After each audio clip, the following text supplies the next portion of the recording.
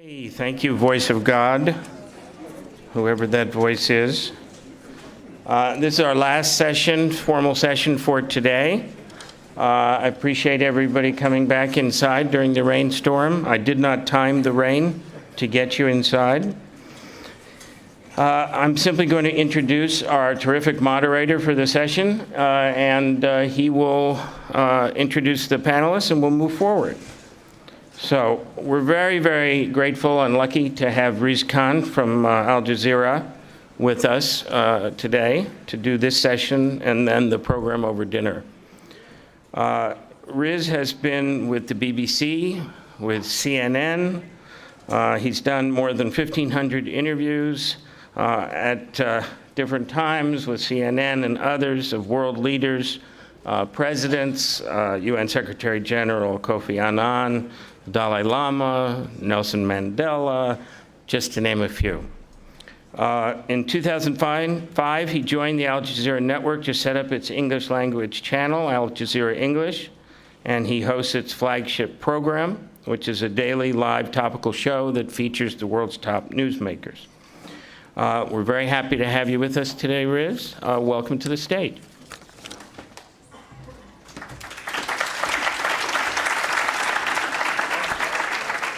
Bob, thanks very much for that. I'm always worried when there's applause before I've said anything because it kind of preempts what I'm going to say, I think. I'm going to actually ask the panelists to come up and I'll introduce them in just a second. So Ben and Gary, please come grab a seat. Excuse me. You get in? Okay, there we go. Oop, we'll knock this down. I'll get to Ben and Gary in just a second, but as Bob said, I'm Riz Khan, and have been working with Al Jazeera now the past 5-6 years, having helped set up the English language channel. Usually when I talk about Al Jazeera in America, and I do some conferences in America, but I usually tend to do conferences overseas, it's not so bad, but here people run for the doors. I think since Hillary Clinton said it's not as dangerous as people think, it's helped us a lot. So times have changed. We don't have to lock the doors anymore.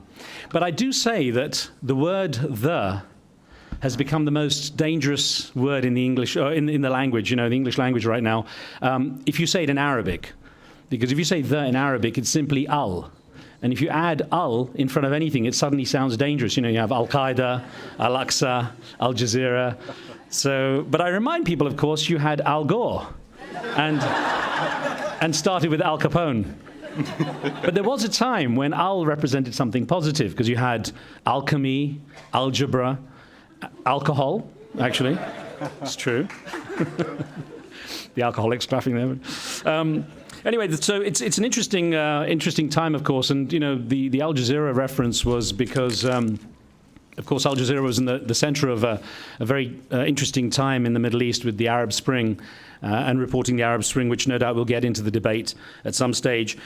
Considering the internet has grown so rapidly as a communication medium, more than any other technology in history, it's caught many governments and authorities by surprise. The traditional media, newspapers, radio, and television have largely been the target of authorities who want to control the message. And it took some time for them to realize, wait, people are communicating and planning and mobilizing through this lesser understood medium and all that it brings. Well, that lack of centralized control is perhaps what's allowed it to develop so organically.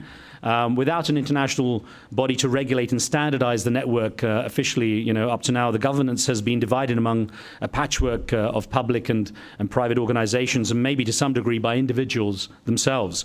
But there are mixed views on how to move forward, with some wanting a much more centralized control system, while others favor this current organic system. There's always a danger in mixed messages, by the way, I always say, especially when politicians are involved. I was recently with the British Prime Minister, John Major, who's a lovely guy and very funny, actually. He always says how difficult it is to get a straight message out of politicians. And he always quotes a time he was with the former Russian president, Boris Yeltsin, visiting him at the Kremlin. And he said, I thought I'd test Yeltsin with a question and said to him, if you could describe the economy of Russia in one word, what would you say? And Yeltsin said, good. He said, how can you say that? It's falling apart, isn't it? All right, if you could use more than one word, what would you say? And Yeltsin said, not good. So So you can see the challenge we face. Well, the International Telecommunication Union, the ITU, a specialized agency of the United Nations, has been set up to oversee information and communication technologies. And there's been a call recently for light regulation of the internet. You know, I'm quoting the Secretary General there. What exactly does that entail?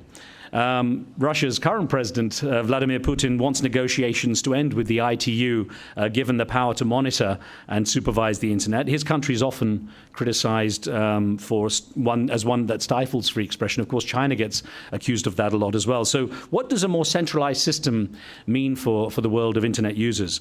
What do you think is better? We have a chance here in this discussion to get your views in as well. Should it be more centralized? Should it be more organic or remain organic as it is? I'll give you a chance to get your questions to our panelists in just a second when we open it up for Q&A as well. But let me introduce them formally now. They've been sitting with me.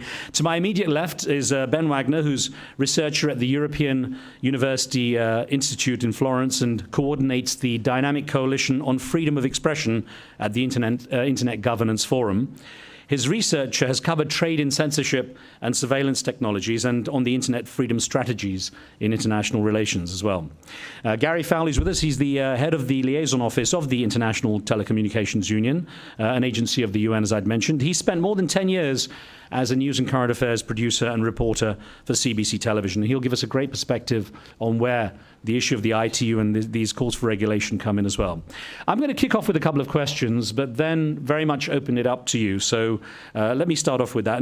And perhaps, Gary, the best way is to get a perspective on what the ITU is about, because not everyone really fully understands what it's there for, its origins, and what it's aiming to do. Thanks, Riz. Well, let's start with the origins. You talked about a patchwork quilt. We'd probably be the oldest piece in that patchwork quilt. The ITU was formed in 1865 as the International Telegraph Union. It really wasn't until the invention of the telegraph that there was a need for a multilateral stakeholder treaty that dealt with issues beyond military concerns. It was with the invention of the telegraph, we realized that there needed to be sort of standards and ways to ensure that interoperability and connectiveness worked, expanded, and people benefited from that growth. That's been the basic principle of ITU since the beginning. That's changed, like our name did, from the International Telegraph Union to the International Telecommunications Union. We deal with, under treaty, the spectrum that electromagnetic spectrum, which manages all the wire and wireless connectivity. If you want to put a satellite in orbit, you have to have a slot on from the ITU. And we've dealt with standards. So anything that runs on the need for spectrum, anything that has standards, not anything, but most information communication technologies, including the internet, at least at the transport level, depend on ITU standards. But we're only one of many players. We are a member-based organization, member state organization. As Riz said, we're a UN specialized agency, have been since 1947. We have 193 member states, but we're also the only UN agency that has sector members. These sector members, there are about 700, include private sector members like Microsoft, Intel, Cisco. We haven't been able to get Google into the fold yet, but now that they've gone into the mobile business, maybe they'll come and join us sooner than later. We also do provide sector membership to academia and to ITU or ICT-related telecom. So NGOs. So that's what we do. And I think you're going to find my response to this question kind of disappointing, because it's hard to argue with success when it comes to the internet. 20 years ago, we lived in a world where most people did not have access to even the most basic telecommunications. Today, there are more than 6 billion mobile subscriptions, and almost 2.5 billion people have internet access. And a great deal of that success is related to a treaty that deals with international telecom regulations, the ITRs. And this is where I think part of this confusion that we want to manage the internet comes from. The ITRs is a treaty from 1988. They came into force in the 90s, early 90s. It's been How many years is that? 30-plus years since that treaty came into force. At the time, what governed telecommunications was place, location, and distance. That's all changed. Yes, there are more IP protocols that are operating out there.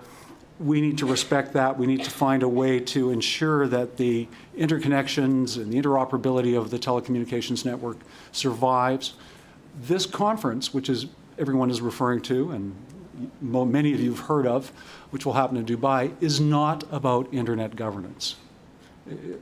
I don't know how many times I'm going to have to say that in the next half an hour, but it's not about internet governance. It's about connectivity, establishing a framework so that infrastructure will be supported. We're looking at up to an $800 billion shortfall in infrastructure. We want to keep the mobile miracle alive. We're going to have to find a way to build and extend that infrastructure. So there's a bit of background. Actually, a quick question about that $800 billion short by 2015, presuming the demand grows the way it is. Yes, that's a number that came out, I think, of the Mobile World Congress a few months ago. Gary, you'd said that there's a lot of confusion about the regulations, the ITR. What about the ITU itself? What do you think is the most misunderstood aspect of the ITU? Well, I think, that somehow it's a monolith, that there's this group of people that meet behind closed doors and that have no responsibility or to anyone else but themselves, and that's not the case. This is a treaty-based organization of the United Nations, and like the United Nations, has 193 member states. At the end of the day on the treaty, yes, they're going to be the ones that sign. But sector members, civil society has to have input. We're the UN agency that brought and have been bringing the issues of the information to society to the world for quite a while, since at least the mid-'80s. We've looked at the divide between the access between the developed world and the developing world. It was an ITU resolution that created the World Summit on the Information Society that was a UN summit. That gave birth to the Internet Governance Forum, which is the forum in which, Ben's actively involved in which has become the forum in which all the stakeholders can have a say on Internet governance. Telecommunication regulations are a different thing. Spectrum is a different thing. ICT for development is a different thing. But there's three basic principles that we need to adhere to. And, you said we want to regulate it. Well, there's a need. If there's any regulation for telecommunications, it really does have to be, light-handed. It has to be forward-looking. It has to be transparent, because we need an efficient framework for investment. That's what the process is there. It needs to be even-handed in the sense that it needs to make sure that the least amongst us, the least developed countries and the developing countries, have an equitable stake in the information society. But one thing that people need to realize too is that the ITU as a UN agency, it has a responsibility to uphold Article 19. And we were talking this morning about constitutional guarantees, the First Amendment. Article 19 in the UN Charter of Rights and Freedom says you have the right to hold and express opinion across all media and all frontiers. That's a very broad guarantee, I think. And I think what we're seeing with the internet, and maybe this is the scary part, is the first real challenge of Article 19. Because as an infrastructure, dare I say utility, it's unlike water, power, and transportation, not so easy to control at the border. So it really has attracted that kind of attention. It's something we all can benefit from, but we all have to manage. Gary, thank you. It gives us some perspective for our discussion as it goes on. Let me bring in Ben Wagner here. And of course, Ben, you know a lot of this from the inside. What is done with the internet right now? How much real regulation is there?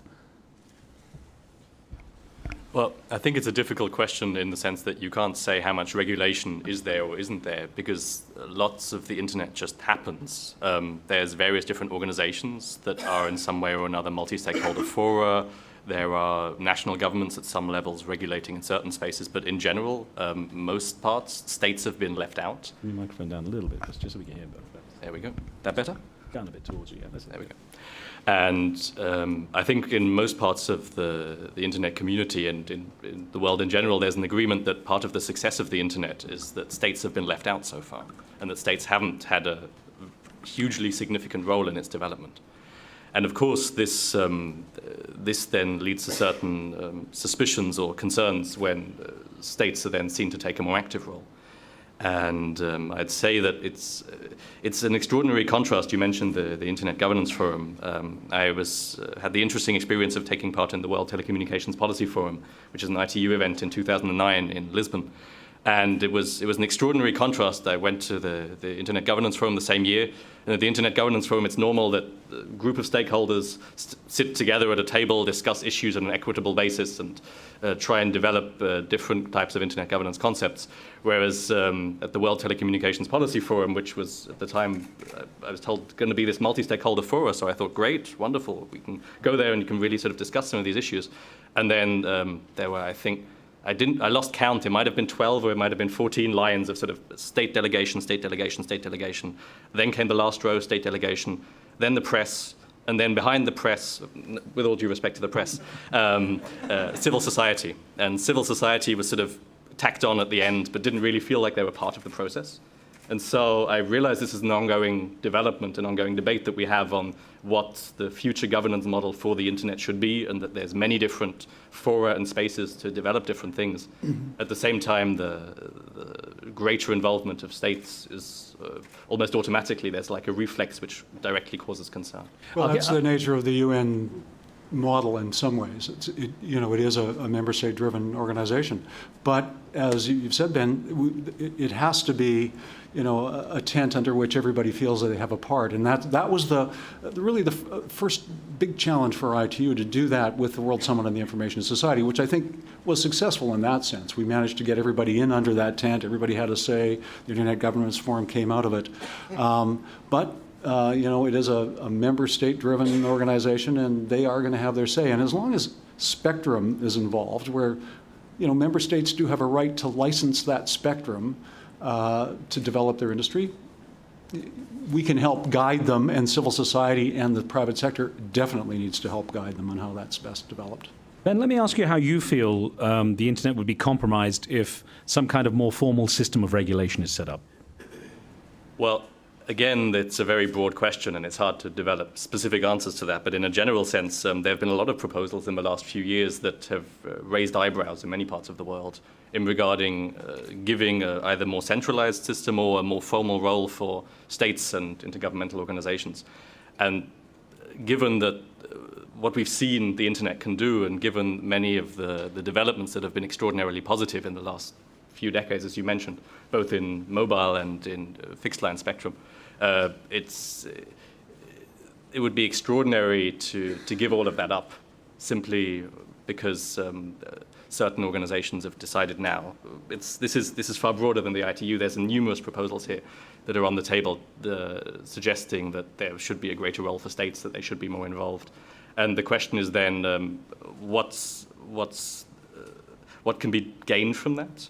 And also, if that is then to be the case, how can it not break many of the things that we've come to love and expect from everything that we know and works so well? Let me ask you, though, to answer that issue that Gary had raised about the $800 billion shortfall in infrastructure, and that perhaps some kind of more structured system would allow money to come in, that the investment could come in under this.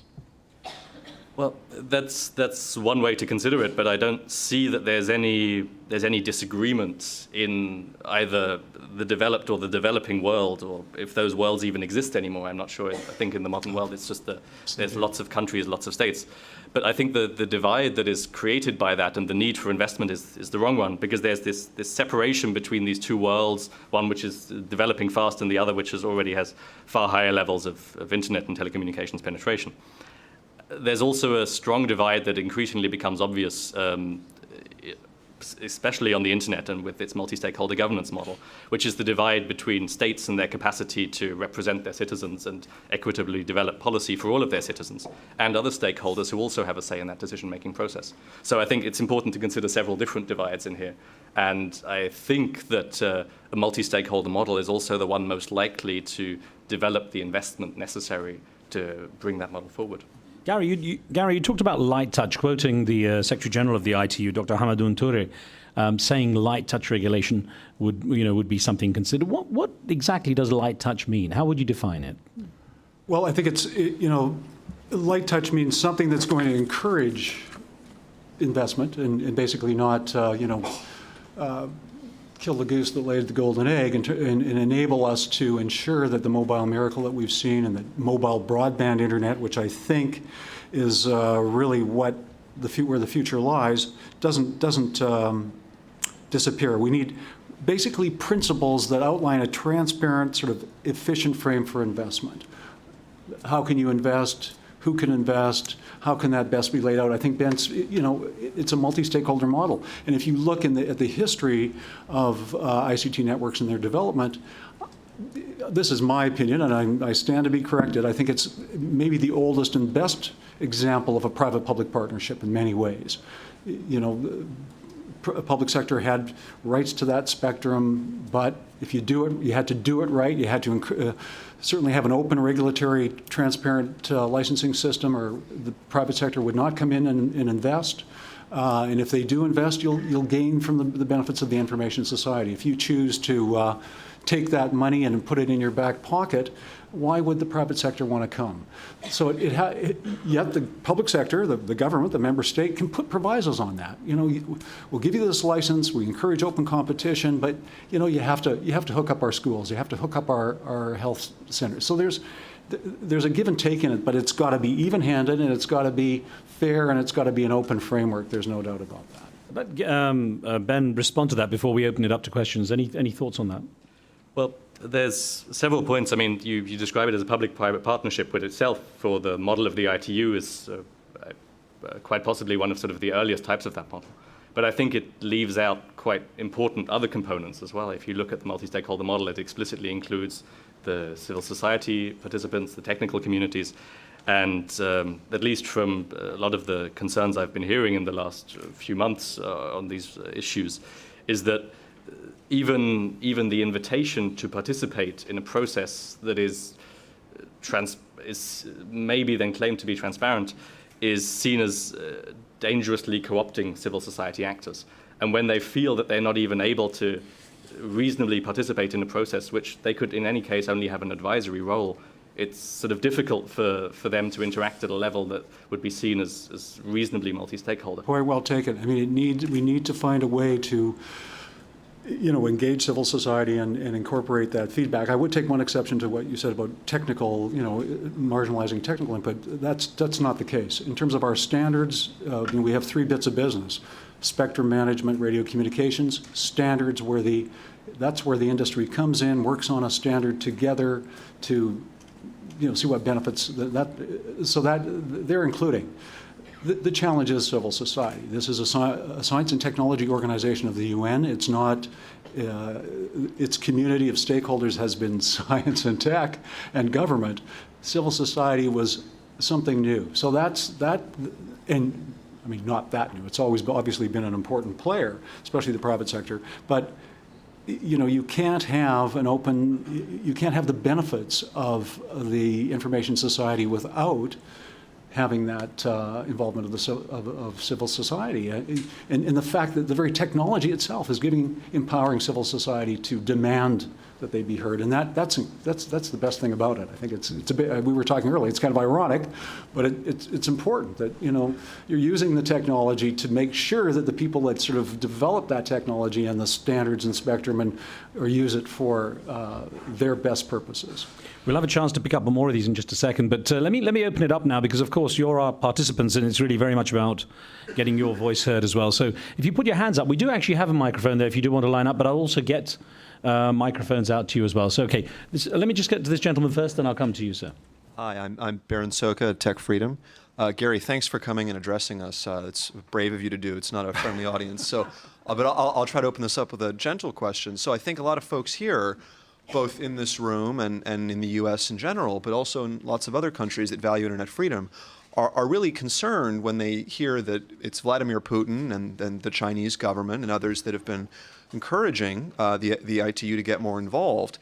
Do you understand the concerns that raises, and how would you respond to us and to the general preference that I think many of us have, which is that to paraphrase Winston Churchill, that the current multi-stakeholder ICANN process may be the worst form of government, of internet governance, except for all the others.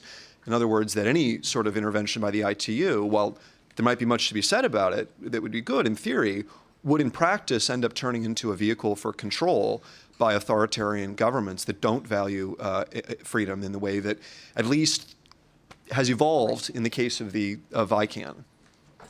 Well, great question. I mean, put it bluntly, the Russian Federation is one of 193 members. And as are others who may wish to have expressed or wish to express their desire to take control of what, or have more influence on what has been rightfully said, a multi-stakeholder entity. Within, you don't hear that, and at the end of the day, the member states are going to look at that and find a way to come to terms with it, because it has served us all well. But there are concerns. I mean, you have to put yourself in the place, I'm not saying of Russia, but especially the developing country, where as the internet becomes really more of a public utility and important to their economic development. We heard this morning 26% of GDP growth in the developing world is based on the internet. You can understand why there might be a bit of frustration. Here's this important utility that you have limited say over. But I think the need is to find consensus. ITU has always operated by consensus. If it came to a vote, I don't think that would be a good thing. Consensus is a challenge, as is any treaty. And when we have something that's so important to all of us in 193 member states, it's going to be a great challenge, but it's not one that hasn't been overcome before. So hopefully, one quick response. Just briefly, so I think a lot of people are not going to be particularly assuaged by that. I think that the concern is that you're still talking about taking governance and giving it to governments. And that the UN in general demonstrates that if a handful of governments can build coalitions and build a majority of governments most governments in the world don't care about freedom at all, or internet freedom in particular. So to say that it's just Russia and China and that there are lots of members doesn't really address the concern that transferring control to governments is going to make things worse from the status quo, where governments have a limited role. Nobody said control was going to be transferred. This is not about internet governance. I mean, this is about maintaining the health of a telecommunications system that served us all well. Yes, some governments may want to try and impose their desire to have more control. The issue we talked earlier of cybersecurity is one that people are going to talk about. But at the end of the day, this is about making sure that there's a framework in place that will support a mobile broadband future that I think we see coming that will benefit all member states. And at the end of the day, the citizens of the world will have their say. Whether or not their member state's going to listen to them is another question, but it's one that I think we need to respect that, and we need to understand where that's coming from. But this is not about no one is suggesting that power should be transferred at this point. Now, this is going to happen. These regulations are going to be discussed in December. The treaty will be reevaluated, redeveloped, and signed or not signed. Member states will have reserve that right, and there may be many reservations, there may be none at all. Hopefully, it will be a consensus-based. But your point's well taken. But I think the research that's showing the importance of it as an open, transparent system that enables all of us where many players, including the ITU and ICANN and others, have a very significant part to play. There's no desire to jeopardize that, I don't believe. Let's get a quick response from Ben on this, from what you're hearing then. Thanks. Just 2 points. I think there's the question of effects here or impacts, and I think the point that this is not supposed to be about internet governance in December is well taken at the conference. I think what still sort of leaves a certain uncertainty is that could you also say that it will have no effect on internet governance at all? And the second thing related to that is that there's, apart from the effects question, the nature of the ITU and the way it functions, as you mentioned, is this public-private partnership, also creates certain obstacles to participation and to transparent process. The World Bank recently decided to take all of its reports and publicize them as Creative Commons on its website. That's potentially a process that could be valuable for the ITU as well, and shows that there can be a very valuable argument in opening up these processes and getting input and getting a type of participation that's only possible if you take the documents and put them out there for the world. Right. And obviously, we have to look at ways to incorporate that. I mean, it's good engineering. You have to have a feedback loop here.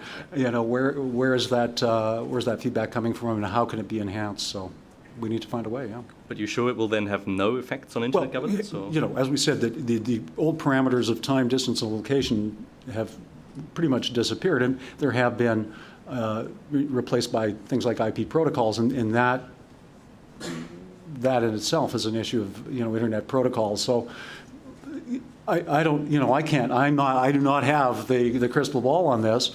193 member states do, and the group that's managing this, the council, it's called the Council Working Group.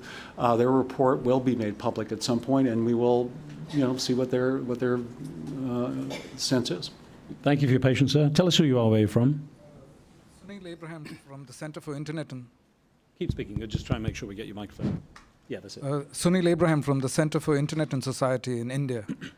I'd like to thank Ben for celebrating the multi-stakeholder model at the IGF, but most governments feel that the IGF does not address what they see as a policy vacuum. The promises of enhanced cooperation have not really gone anywhere. So what do you think of the Indian government's CIRP proposal? This is the Committee for Internet-Related Policy. Thank you. Again, to respond directly, I think that the first response is, states are getting involved in this. Is that a good thing? I mean, it's almost like a reflex. The second response, once the first response has subsided, is that none of the models that we have that are called multi-stakeholder are perfect. And I think this can be seen both at the Internet Governance Forum and at ICANN and in many other spaces. But as was mentioned in a question beforehand so far, they may be the best thing we have until we develop the next best thing. And there's going to be an ongoing debate on how those models can be developed forward. Enhanced cooperation is part of that. And we will need to take the concerns both of states in the developing world, but also of civil societies and of other actors in the developing world seriously if we want to develop that to a point where it produces something that fills the perceived vacuum. Ben, a quick follow-up on that. I mean, if there is no formalized structure for government involvement, governments could still get involved in a covert way. If this general idea that governments is kind of anti-freedom of expression, there's nothing to stop governments from being involved in a much more secretive way and actually manipulating from behind the scenes. Surely a formalized structure would be a way to actually regulate what governments do. But again, I mean, multi-stakeholder doesn't mean that governments aren't involved. It means that they're part of the decision-making process like any other actor. So the beauty of it is precisely that then you have the governments at the Internet Governance Forum or at ICANN, and they participate in the process, and they participate like any other actor. So it's not that they're not at the table, but it's that they have a different role at the table. And I think, with all due respect to the many governments of this world, they have plenty of spaces to voice their opinions. It's not as if we lack information on what governments think. And I think you're a very valuable part of ensuring that government opinions are heard in this world. Right? I think good and not good. That's why the principle of Article 19 is really so important. You have the right to communicate, hold opinions across all media, all frontiers. Now, of course, there's a proviso on that says, national security concerns may be considered. But because of the technology, because of information communication technologies, how true those security concerns are can much more easily be exposed and or understood and challenged. And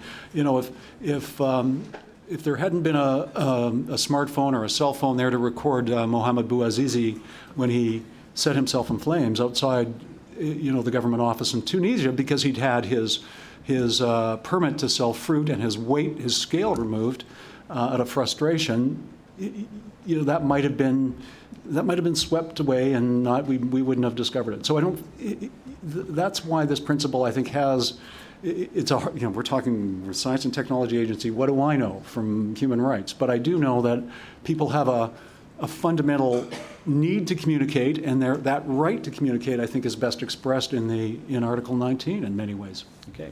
Thank you for your patience, sir. Thank you. My name is Ahmed Shopon from Bangladesh. Now, thank you. This is a nice debate indeed. The question is actually from civil society side, as human rights activists, many of the civil societies. I mean, there are, even in the UN process, there are multi-stakeholder, real multi-stakeholder approach, while there are civil societies hold symposium and put their opinion with the legal process. But in regard to the ITU, in the WSIS process, we observed that the civil society had a voice and put things together. But in the IGF, almost, there is the huge vacuum. While just we get together and then we came back. But where does this end to? That is one. And the second question is, in the country level, while we'll talk about the global system, and then the many countries, they have a sort of repressive law and regulations.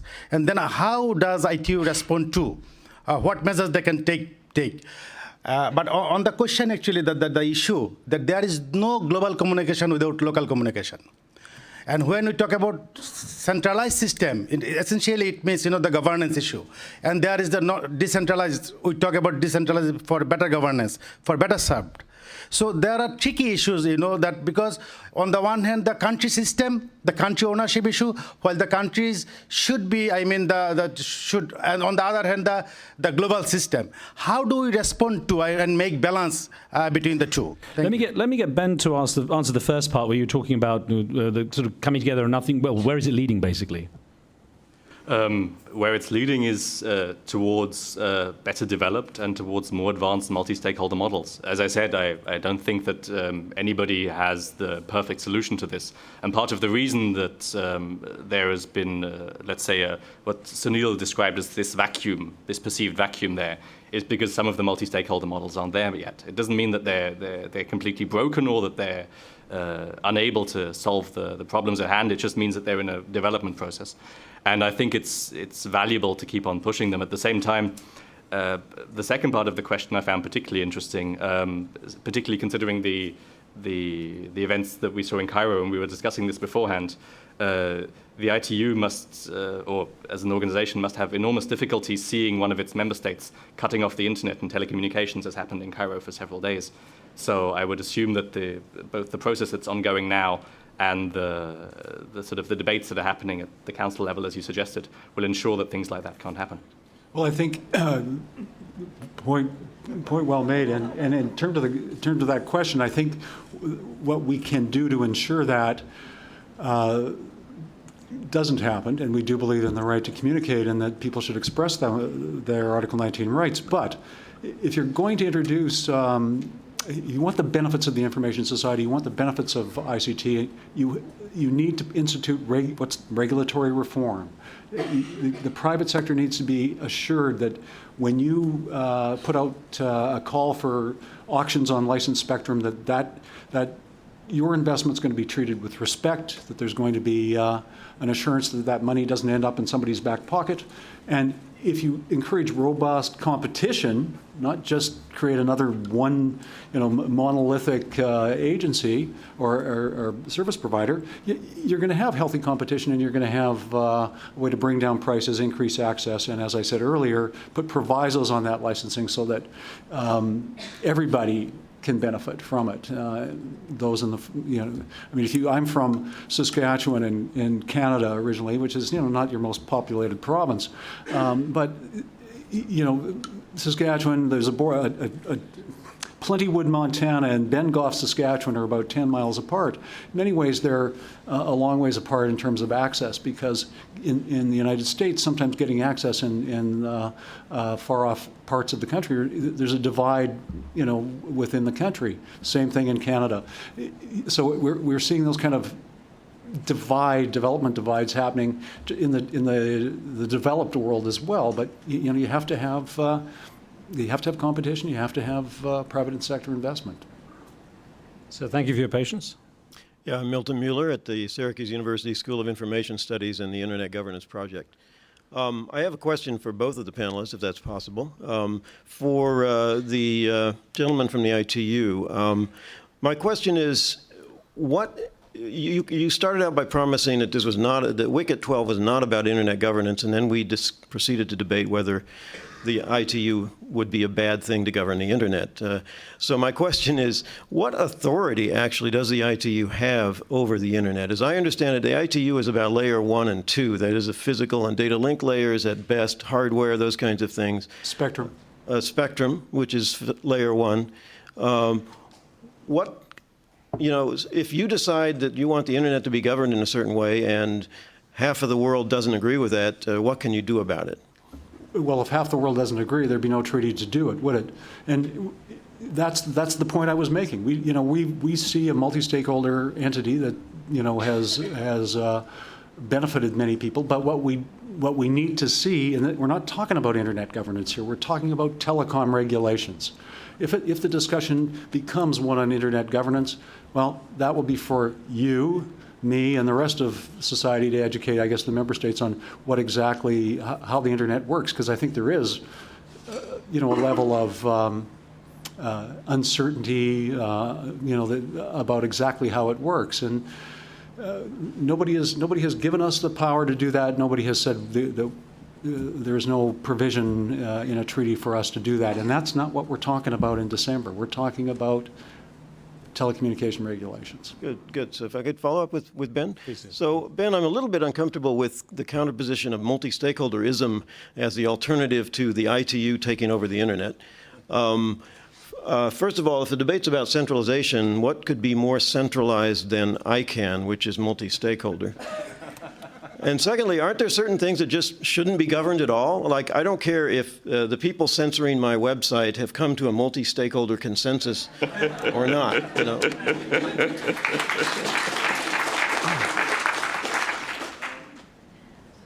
That was a question, I guess.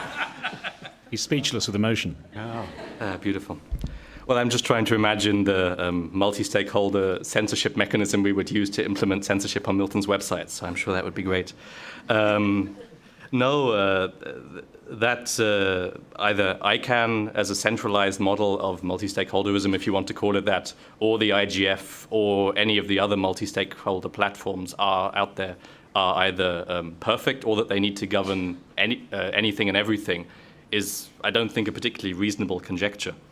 I strongly believe that there's ways of developing that. At the same time, I don't want to be standing here and beating the drum and saying multi-stakeholderism is the only possible option. It's completely possible that in many spaces of the way the internet works, things simply work and things happen and things can be developed between reasonable people without the need for any regulation at all, which isn't to say that there may be spaces within which there are perceived or real lacunae or spaces where things need to be done. And in that case, again, be wary of the state. Well, folks, unfortunately, we're out of time. I sneaked in a few extra minutes, and I know there's a lot more debate to go, but... It's okay, go ahead. We're okay? Okay, good. For a couple more questions. All right, good. That's good. I don't have the authority there, but I'm being regulated nicely. Thanks. Charming. It's a light touch. There you go. Thank you. Thanks. Thank you, please. Hi, I'm Cynthia Wong with the Center for Democracy and Technology. And first, I just want to thank the distinguished moderator and the panelists for being willing to come up here and engage on this issue. I think it's one of great importance. I have a comment and then a question mostly directed at the gentleman from the ITU, but Ben, feel free to weigh in as well. I mean, we've been talking a lot about the other bodies that have helped bring the internet into what it is today, a platform for human rights, a platform for commerce and development. And if you look at those bodies, they tend to have several attributes in common. They tend to be open. They tend to be very inclusive. They tend to be decentralized and transparent in their working methods and consensus-based, but consensus-based means involving viewpoints of many of the different stakeholders who have expertise to share on whatever the subject matter of the body that is working on. And there's been some direct concerns raised about the working methods of the ITU itself, which may not exactly share some of those attributes of those other bodies. There's restrictions on the documents that are being used to prepare for the treaty negotiation. It's very difficult for civil society to understand what's going on. And some of those concerns have been raised last week by a group of about 30 human rights NGOs in an open letter that was released last week. And so I'm kind of curious as to get a response to that letter, which basically asks for more direct civil society participation in the process and for the ability for us to better understand what might be at stake. And just one additional comment, if you'll allow me. Although the words internet governance might not really be a part of necessarily the official document that is leading up to the treaty negotiation, I think the media has really made it clear, the reports, that many of the member states that are involved in the negotiation process are interested in doing things like cybersecurity and online data protection, spam, other issues that are very core to the functioning of the internet. And I think there's a lot of expertise that necessarily hasn't been brought to the table quite yet. So. Excellent comments, thank you. Perhaps, Gary, I could go to you first on that issue of the transparency factor and the sort of greater clarity. Mm-hmm. Well, the letter was well received. You know, it is up. The rules of this game are set by the member states. So you can be at least assured that the letter that the civil society sent will be, you know, communicated with the member states that govern the ITU and that have set up the rules of the road. So it was this is what we need. They need to be told. We need to be told how important transparency is. I can't, you know, that's all I can do to assure you that those voices are being heard. I mean, the proof will be in the negotiations. But again, of course, people have brought up other unrelated issues, but the principles that are defining this treaty are well defined and, you know, deal with international telecommunication regulations. I think if people go too far off that track, you know, there's not a lot of appetite for that broadly. But obviously, these are issues that have to be discussed going forth, have been discussed in the past, and will be with us as long as we have a utility, or as well as we have an internet that's really becoming more and more a global infrastructure that we all see utilitarian benefits from. Well, Ben, the second part was interesting there too, about the need for you know, utilizing expertise better when it comes to cybersecurity, spam, and so on. Right, but I think that again comes down to a question of openness at the end of the day. I think the more prepared and willing you are to be open on those issues, the easier it is to get different and diverse forms of expertise, often specifically from voices that aren't heard. Of course, that then means that a certain level of organizing that information is necessary, but again, that could be valuable. I just wanted to come back to one point that you mentioned before, which I thought was quite interesting, which is that you mentioned that if there was a question related to if this becomes an issue of internet governance or something like that, then we need to educate the ITU member states on how the internet works or how it's run, if I understood you correctly. Well, I think we all as a society, I think right? we all need to better understand how the internet operates. I think that, like anything, there is a level of misunderstanding, expectations that aren't fulfilled. You know, there are technical aspects of this that are very difficult for people to understand, and I think we need to do, we being the global multi-stakeholder entities that have created the internet or have helped to develop it, need to do a better job of communicating exactly what it is. That's what I meant. Perhaps guidance is a less scary word than governance. I don't know. Maybe it's a different approach.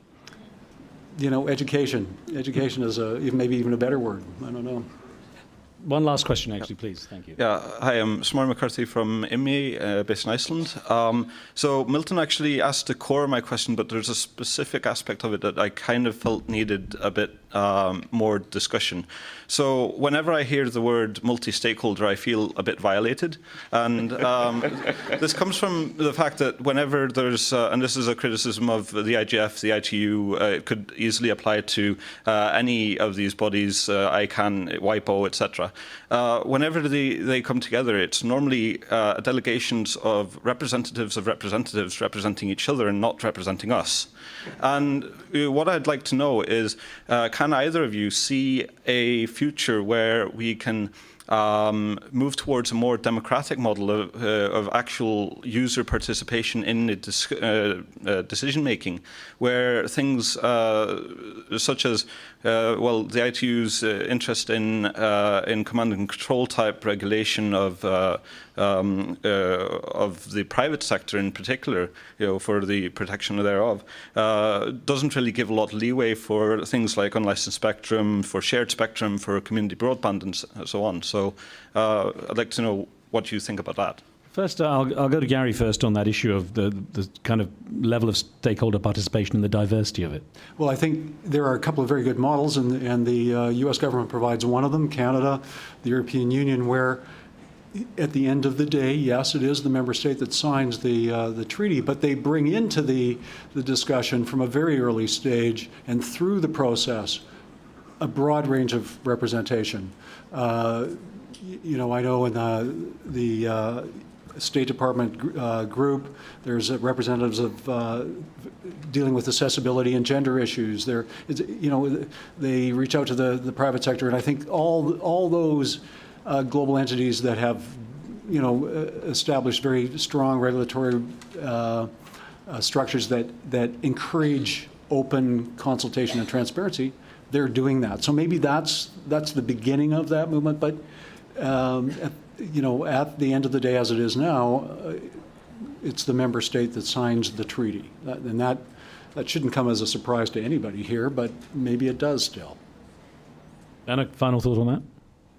Well, again, I'd like to come back to your earlier comments, which I thought was very valuable on educating either ITU member states or more generally people who are involved in this process on More generally, I'm sorry, on how the internet works, and that this is a communal effort, that is not any specific individual's job, but that we as a community of people who care about this thing need to go out and do, and that as a result of that, hopefully the appropriate topics will be discussed in the appropriate fora, and none of the concerns will be founded, but that certainly this year at least remains to be seen.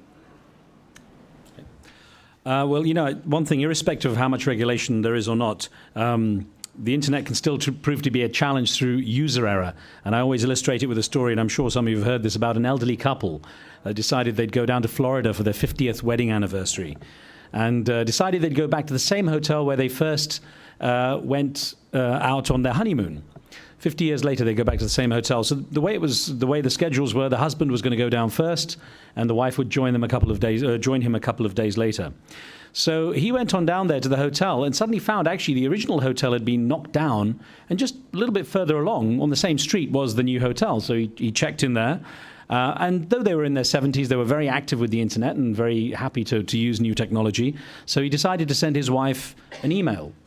And as I say, she was supposed to join him a few days later. The thing is, in typing, he made one small typo in the email address. And instead of sending the email to his wife in Washington, D.C., it went to a relatively young woman in New York who'd just been suddenly widowed. So in this house in New York, this young boy heard his mother sort of scream and collapse on the floor, and ran over and looked at the computer where she'd just received this email, not knowing in error, that said, "Hi, honey, it's me." Remember, she just lost her husband. Oh. And it said, "I'm not actually where I thought I would be, but since I have internet here, I thought I'd drop you a note." It's as hot as hell. But we're all ready for your arrival in just a couple of days' time. So as I say, irrespective of regulation.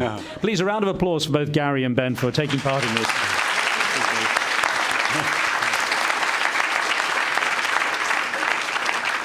Bob, thanks for giving the extra minutes to get those questions in. I'm going to invite you back up, and of course I'll be joining you later at the dinner as well. Thank you. Again, a round of applause for our panelists and for Riz for a terrific discussion.